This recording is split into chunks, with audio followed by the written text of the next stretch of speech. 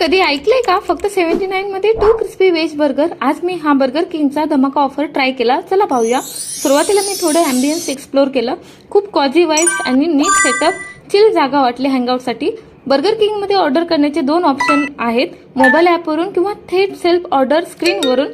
मी ॲपवरून burger, fries आणि veg pizza puff order केला आणि नंतर पिकअप काउंटरवर गेले.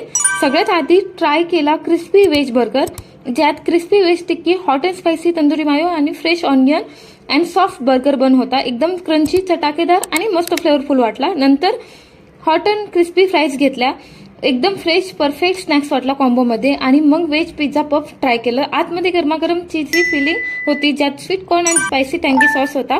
मग मी हा पफ टोमॅटो केचप सोबत ट्राय केला आणि कॉम्बो तर एकदम जबरदस्त लागला. आणि नंतर स्क्रीनवरून सॉफ्ट आईस्क्रीम ऑर्डर केली, पण सरप्राईज आईस्क्रीम अवेलेबलच नव्हती.